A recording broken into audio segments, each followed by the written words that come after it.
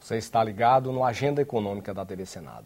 O Brasil viveu durante longos períodos graves problemas relacionados à alta desenfreada dos preços. E também, ao longo da história, fez inúmeras tentativas de manter a inflação sob controle, fracassando na maior parte delas. O sucesso somente veio com o Plano Real, implantado a partir de 1994 e que trouxe para o país a conquista da estabilidade monetária junto com a retomada do crescimento econômico. Fazer com que o país cresça, gere renda e empregos, mas sem com isso ameaçar o controle da inflação, passou a ser a prioridade número 1 das políticas econômicas governamentais. E esse é precisamente o tema de hoje do seu Agenda Econômica. Quem está conosco é o economista Tiago Seviliano Martinez. Ele é coordenador dos estudos de economia monetária e câmbio do Instituto de Pesquisa Econômica Aplicada, IPEA. Participa dessa entrevista o jornalista Davi Meric. Tiago, muito obrigado pela sua presença nos estudos da TV Senado. Eu queria começar essa nossa conversa um pouco com a parte da teoria. Quer dizer, o que é a inflação em termos teóricos e o que é que provoca a inflação também pelo que se domina no conhecimento acadêmico. A inflação ela é definida como um fenômeno de aumento sistemático, generalizado dos preços da economia. Então, ela não se refere à situação em que apenas um ou outro preço da economia está subindo, mas sim uma situação em que, em geral, os preços da economia estão subindo. Em termos teóricos, é um tema que ele é bem polêmico, não só na prática da conjuntura, quando a gente discute o que está provocando, quanto até na teoria também. Tem muitas controvérsias sobre o que causa a inflação.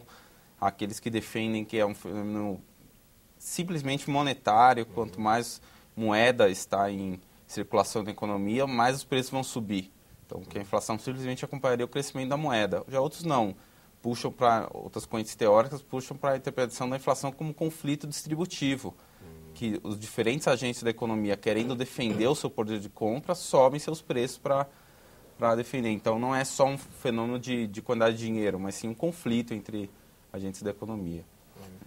Tem políticos, tem pessoas, tem estudiosos que dizem que muitas vezes uma inflação é até positiva para gerar o próprio desenvolvimento econômico. Dentro desse cenário, senhor, de teorias, a gente pode dizer que tem alguém mais, um ramo do raciocínio está mais correto com a história do que o outro, ou as duas interpretações têm base para se afirmarem aí no conjunto dos debates? Em geral, em economia, é difícil você chegar numa resposta definitiva para as coisas. Isso muda muito conforme a circunstância histórica, em períodos em que uma visão acaba sobressaindo sobre a outra.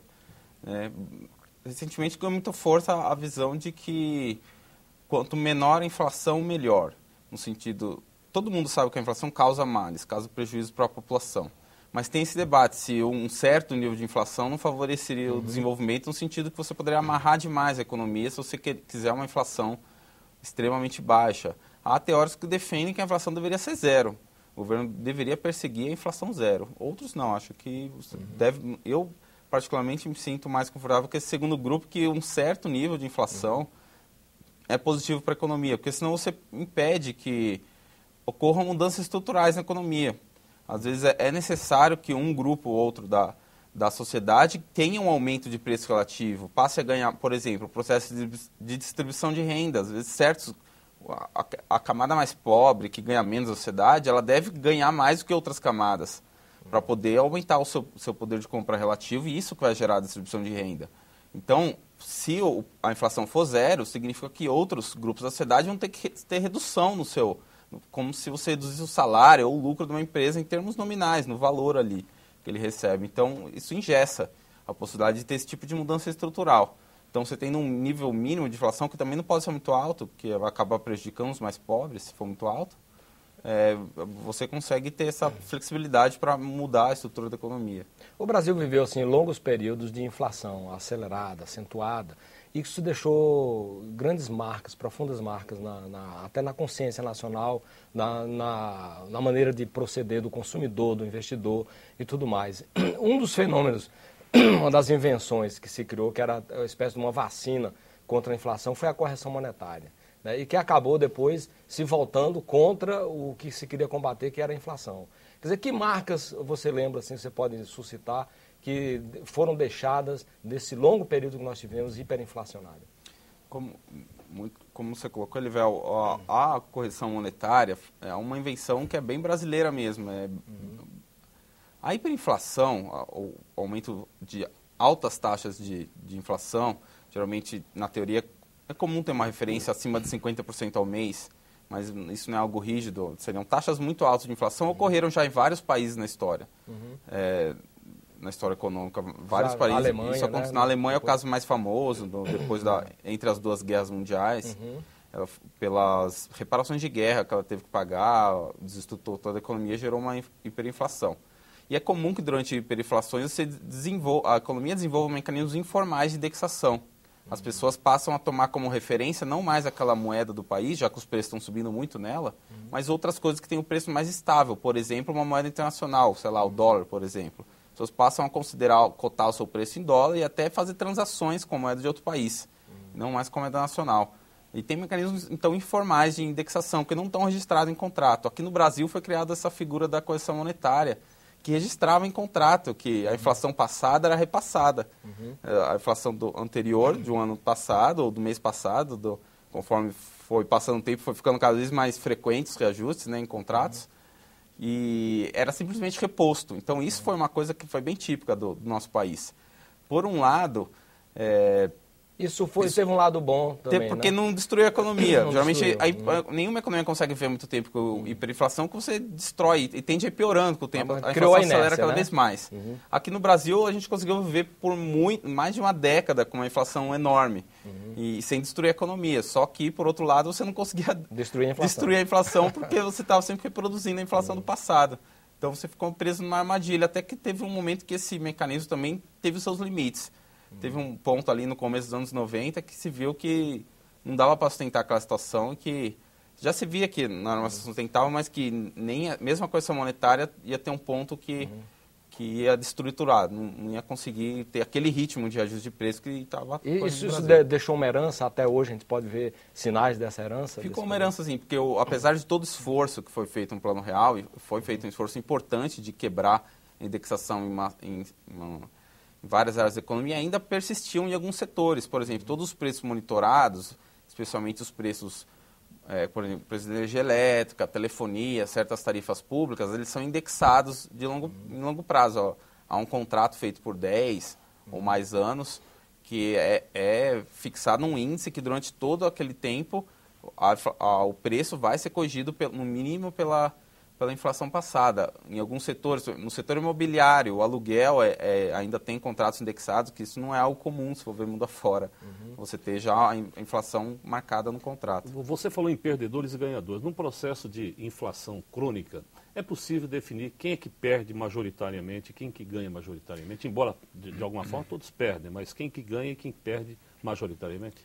E no plano teórico, geralmente se associa, tipicamente, que num processo inflacionário, acabam perdendo aqueles que são os credores. Porque a dívida, você faz um contrato, você estabelece a sua dívida em termos de valores, em termos nominais. Estou devendo X reais. Se dá inflação, a sua dívida está sendo corroída.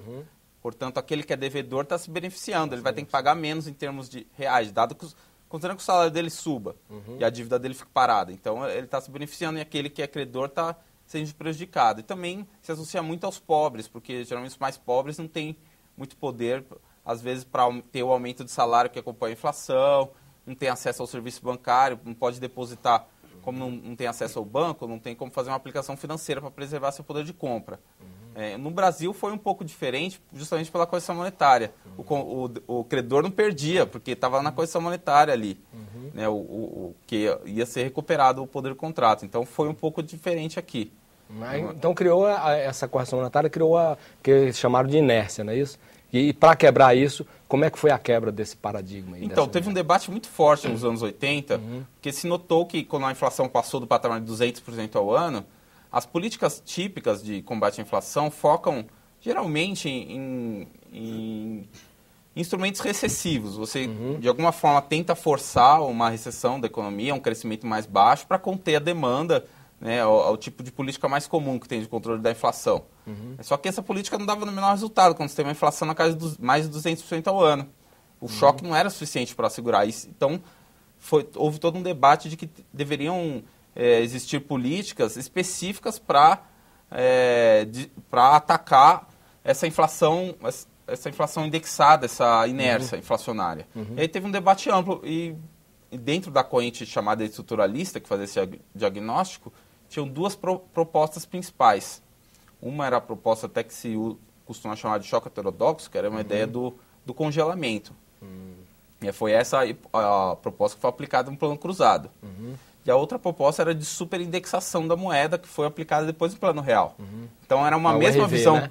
Era uma mesma visão teórica em termos do diagnóstico do problema, mas duas soluções diferentes. E as duas foram aplicadas. Uma não deu certo, não só poderia se questionar que a proposta não era boa, mas o ambiente também que a economia estava não era o mais favorável na época do cruzado. E a outra foi aplicada com sucesso no plano real. Falando do plano cruzado e do plano real, quer dizer, partindo de uma mesma escola estruturalismo, então uma deu certo e outra não deu certo. Mas no meio também ficaram o plano Bresser, o Colo 1, Colo 2, plano Verão. Porque esse conjunto de planos, nenhum deu certo, só o plano real é que vai conseguir isso. O cruzado, dessa toda a sequência que você falou, o cruzado é mais emblemático, porque foi o primeiro desse diagnóstico, e os outros foram, na verdade, eram mais remendos. As pessoas sabiam que aquilo não ia dar muito certo. Depois que o cruzado estava errado, todo mundo sabia que aqueles planos não iam dar muito certo. Então era mais segurar um pouco a inflação para não deixar explodir totalmente. Tanto que ela baixava a inflação por alguns meses, 2 meses, aí já começava a voltar. Né? O cruzado, qual que era a ideia? Dado as pessoas têm esse reajuste, só jogando a inflação passada para frente. Isso é inércia. Como então, o desafio era como que a gente faz para quebrar essa inércia? Qual era a proposta do cruzado? Vamos congelar o preço. O governo decreta que os preços não podem subir. Só que isso não pode durar para sempre, tem que ser por um período curto de tempo. Qual o problema com isso? Quando você tem esses reajustes inerciais, projetando a inflação passada, os preços não sobem todos no mesmo dia. O padeiro subiu num dia, o açougueiro subiu no outro dia, os preços estão desalinhados. Na média, se você pegar um período longo, os preços relativos se preservam. Mas se você cravar num dia, ninguém pode subir o preço, vai ter gente que está com o preço descompassado. Tinha um professor meu que comentava, que ele participou do governo nessa época, que houve uma reunião, que aí quando foi aplicado o plano, tinha o governo tinha que receber, então, os empresários que iam argumentar, olha, meu preço estava desajustado, autoriza um reajuste para mim. Né? E aí ele era um grande vendedor de sorvete, que levou um pote de sorvete na reunião, e ele disse, olha, se você quer tomar leite, compra o sorvete e espera derreter, porque o sorvete está mais barato do que o leite. Não tem como fazer sorvete se você não deixar. Então, ele gerava esse tipo de problema, o plano. Teve outros problemas, por exemplo, foi autorizado o reajuste salarial durante o plano, isso aumentava, já se esperava que haveria um choque de demanda, porque justamente por aquela primeira questão que a gente falou de quem é prejudicado com a inflação. Os pobres eram muito prejudicados. Quando você parou, de repente, inflação zero, o que acontecia? Os pobres passaram a aumentar muito seu poder de compra e iam às compras. Então, já aumentava muito a demanda, o que era um desafio, era um choque que atrapalhava o plano. Então, você ainda teve aumento de salário durante o plano. Então, já tinha esse problema do preço do congelamento e se somou esse outro problema. E tinha um terceiro problema que, poderia dizer até mais grave, que talvez de cara impedisse já que o plano desse certo, e talvez até um plano como o real não desse certo naquele período, que era o problema cambial. A gente estava no meio de uma grave crise externa, de endividamento, que o Brasil se endividou muito para fazer a industrialização nas décadas de 60 e 70, e os juros dos Estados Unidos subiram para níveis astronômicos na virada dos anos 70 para os anos 80. E o Brasil ficou, então, preso numa situação que tinha... lá atrás, talvez não desse certo, porque o nosso setor externo estava totalmente desorganizado, toda a economia tinha que estar voltada para produzir superávit comercial, a vender para o setor externo. Aconteceu o quê? Você tinha que congelar o câmbio para o plano dar certo. Só que como que você congelava o câmbio? Você precisava de um câmbio depreciado para continuar exportando. Com a economia crescendo, quando a inflação parou, você aumentou muito a importação. Então, isso atacava o setor externo, que estava muito frágil naquela época da economia. Então, isso foi um dos primeiros flancos onde o plano detonou. Os exportadores começavam a segurar os dólares, em vez de repassar para o governo, e aí o governo não conseguia sustentar aquela paridade do câmbio. Agora, dando um salto, avançando um pouquinho o período, muita gente se pergunta por quê, quer dizer, pegando um fio teórico da questão, quer dizer, uma inflação como o nome mesmo diz, está inflado, quer dizer, tem liquidez em excesso de moeda, quer dizer, pegando aquele termo teórico de inflação por esse viés.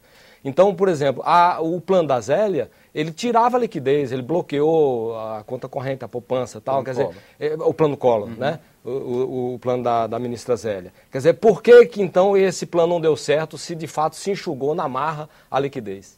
Então, o plano Collor foi quando justamente aquela situação que se percebeu que estava no limite esse esquema de indexação. No mercado financeiro era diária. Praticamente a dívida do governo era rolada quase todo dia no mercado interbancário, porque as pessoas faziam a sua conta corrente com juros, que era uma forma de deixar o dinheiro no banco, ele não ser destruído pela inflação, o poder de compra, né? E os bancos recebiam dinheiro do governo. Também a taxa de juros do overnight, que era diariamente recuperava a inflação passada. Só que isso estava muito já estava muito intensa a taxa de inflação diária até. Então se acreditava que chegaria a um ponto em que os agentes não confiariam que isso ia ter continuidade, o governo não vai pagar uma hora. Esse ajuste diário da dívida, o governo uma hora vai parar de pagar. Então já chegava nesse ponto que tinha essa preocupação. Então a ideia do plano Collor, qual que foi? Tinha esse problema que quando você congela os preços, as pessoas vão às compras. E aí isso acaba, em boa medida, implodindo o plano. Então a ideia era travar, não deixar que essa liquidez fugisse do setor financeiro para o setor real, para as pessoas irem às compras. Só que quando você bloqueia a poupança da população, a reação social é severa. Você prejudicou muita gente, quebrou muita empresa. Tinha empresa que não tinha dinheiro para pagar mais funcionário, que estava com o dinheiro bloqueado, você teve um desemprego grande, toda uma crise econômica gigante que foi gerada por esse bloqueio. Gente que vendeu um apartamento para comprar outro e foi pego no contrapé. Né? Então, tanto a população como um todo teve uma reação social severa, quanto uma crise econômica, né? No próximo bloco, por que o real deu certo? Aguarde.